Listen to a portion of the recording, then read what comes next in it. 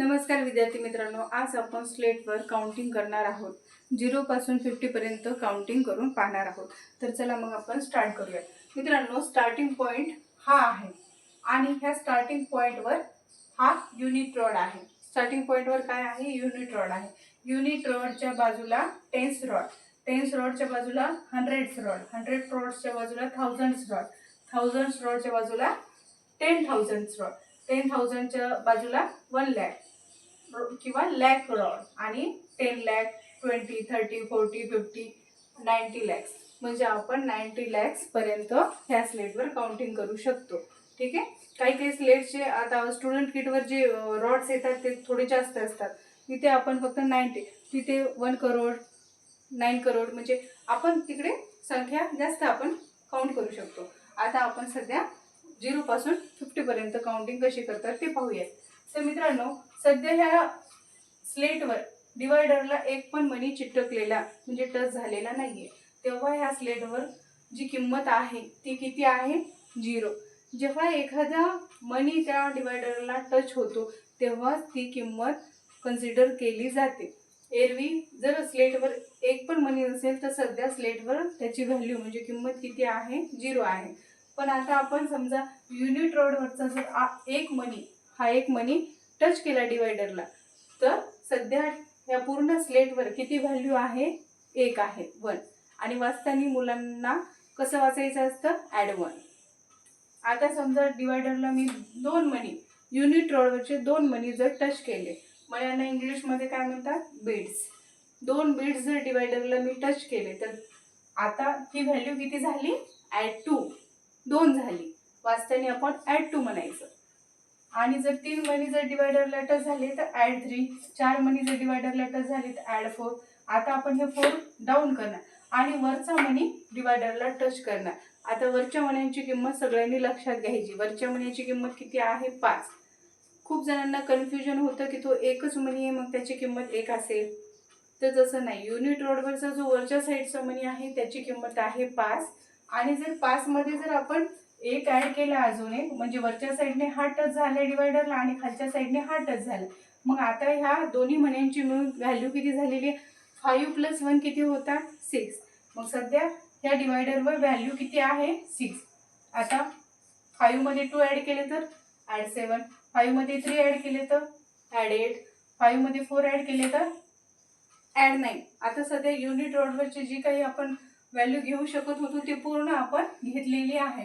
Total किती झालेले आहेत? 9. आता 10 घेण्यासाठी मात्र आपल्याला युनिट रॉडने टेन्स रॉडचा वापर करावा लागणार आहे.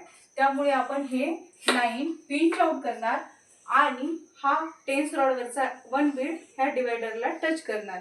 आता स्लेटवर व्हॅल्यू किती झालेली आहे? ॲड 10. काय म्हणायचं? ॲड 10.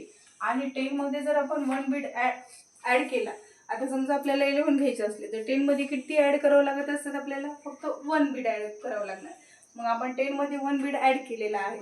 आता सध्या स्लेटवर व्हॅल्यू किती झालेली आहे? Add 11, add 12, add 13, add 14. आता 4 डाऊन करायचे आणि 10 मध्ये आपण 5 जर डिवायडरला टच केले आणि हे 10 सोबत जर 5 घेतले तर आता सध्या स्लेटवर व्हॅल्यू किती आहे? Add 15, add 15. आता आपण ॲड 16, ॲड 17, ॲड 18, ॲड 19. आता आपल्याला 19 नंतर घ्यायचे आहे 20. पण हे 9 असेच ठेवून चालणार नाहीत. आपल्याला 10 मध्ये +10 करायचे.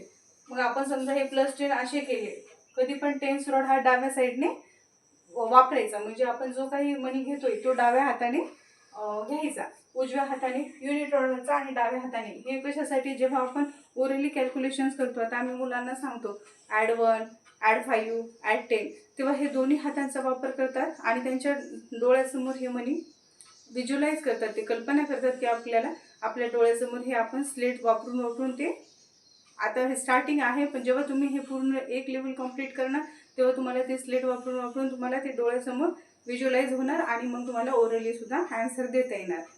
तर मुलांनो, आता हे 20 आहे आणि हे जर 9 आपण काढले नाही तर आपल्याला याचं ही पूर्ण व्हॅल्यू जर स्लेटवर विचारली तर हे किती होणार आहे? बघा, हे 20, हे 9, हे 29 आहे. पण आपल्याला घ्यायचे किती होते? 20. त्याच्यामुळे आपण लगेचच हे 19 झाले की लगेच हे पिंच आउट करायचे आणि 10 + 10 20. अशा प्रकारे 0 पासून 20 पर्यंत आपण व्हॅल्यू घेतलेली आहे. आता आपण स्टार्टिंग पासून 0 पासून 50 पर्यंत मी काउंटिंग करून दाखवते, ते तुम्ही पहा.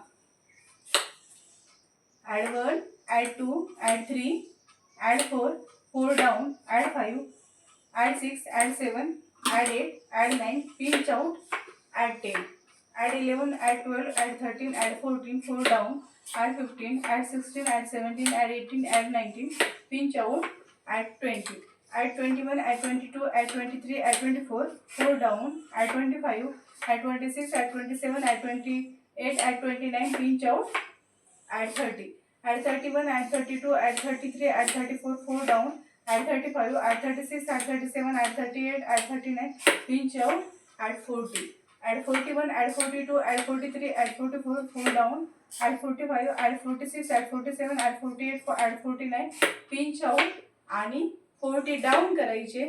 आणि हे 40 डाऊन केल्यानंतर हा मनी डिवायडरला टच केला. हा कोणत्या रॉडवरचा बीड आहे वरचा? टेन्स रॉडवरचा.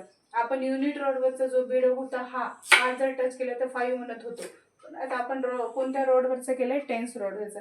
मग तो किती असणार आहे? हे जर 10 10 10 असतील ते वरचे किती असणार आहे? 50. म्हणजे 5, 50, 500, 5000, 5 अशा प्रकारे वरी पूर्ण 5 असतात. फक्त एक एक एक एक 0 समोर वाढत जाणार. आणि हा आहे 50. तर आता आपण 50 पर्यंत काउंटिंग पाहिलेली आहे. पुढील काउंटिंग आपण पुढील व्हिडिओमध्ये पाहूया. थँक्यू.